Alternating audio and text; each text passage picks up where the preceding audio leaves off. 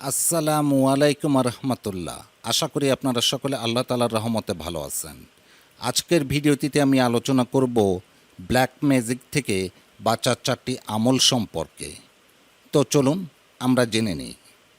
জাদুর একটা ধরন হচ্ছে শয়তান ও জাদুকরের মাঝে এক ধরনের চুক্তি, যেখানে শর্ত থাকে যে জাদুকর কতিপয় হারাম বা শিরকি কাজে লিপ্ত হবে, আর বিনিময়ে শয়তান তাকে সহযোগিতা করবে ও তার অনুসরণ করবে।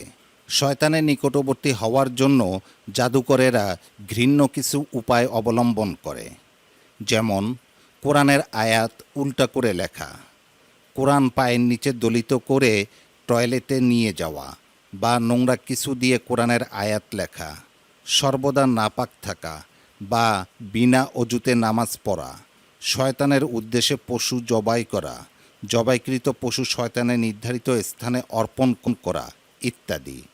এসব কুফরি পদ্ধতিতে জাদুকরেরা শয়তান জিনদের খুশি করে এবং তাদের মাধ্যমে অন্যদের উপর জাদু করে, যাকে আধুনিক ভাষায় বলা হয় ব্ল্যাক ম্যাজিক। আমাদের আশেপাশে এমন অনেক মানুষ আছে ব্ল্যাক ম্যাজিকের শিকার।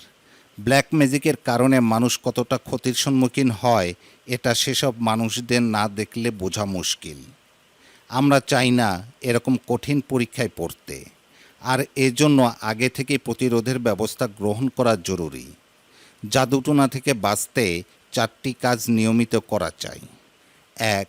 ইসলামী শরিয়ার সমস্ত বিধিবিধান মেনে চলা, হারাম ও নিষিদ্ধ সমস্ত বিষয় পরিহার করা এবং পূর্বের সমস্ত গুনাহসহ যাবতীয় অন্যায় অপকর্ম হতে তওবা ও ইস্তেগফার করা। গুনাহ থেকে যত বেশি দূরে থাকবেন, শয়তান ততই আপনার থেকে দূরে থাকবে। অন্যদিকে নেক আমল যত বেশি করবেন, ফেরেশতারা ততই কাছে থাকবে। অনেক মানুষ গোপন গুনাহের কারণেও জাদুর শিকারে পরিণত হয়ে যায়। 2. অধিক পরিমাণে কোরআন তেলাওয়াত করা। প্রতিদিন তেলাওয়াতের একটি রুটিন বানিয়ে সে অনুযায়ী তেলাওয়াত করা। ইমাম ইবনুল কাইয়ুম রহমতুল্লাহ আলাইহি মাদারিজুস সালিকিন গ্রন্থে বলেছেন, আল্লাহ তাআলা কোরআনে আত্মিক ও দৈহিক উভয় প্রকার শেফা অর্থাৎ ওষুধ রেখেছেন। আসলে কোরআনের বরকত অজস্র, তাই নিয়মিত কোরআন তেলাওয়াত করুন 1 পৃষ্ঠা হলেও। 3.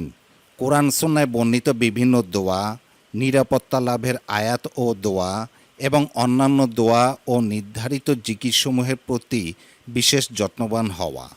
হিসনুল মুসলিম বইতে এই দোয়া জিকিরগুলো পাবেন। এগুলো প্রতিদিন বই থেকে দেখে দেখে পড়লে একসময় মুখস্থ হয়ে যাবে, তখন কষ্ট অনায়াসে পড়ে ফেলতে পারবেন। 4. ঘুম থেকে ওঠার পর সম্ভব হলে খালি পেটে 7টি আজোয়া খেজুর খাওয়া। সাদ ইবনে আবি ওয়াক্কাস রাদিয়াল্লাহু তাআলা আনহু থেকে বর্ণিত, তিনি বলেন, আমি রাসূল সাল্লাল্লাহু আলাইহি ওয়াসাল্লামকে বলতে শুনেছি, যে ব্যক্তি ভোরে 7টি আজোয়া খেজুর খাবে, সেদিন কোনো বিষ বা জাদু তার ক্ষতি করতে পারবে না। সূত্র সহিহ বুখারী, হাদিস নম্বর 5779।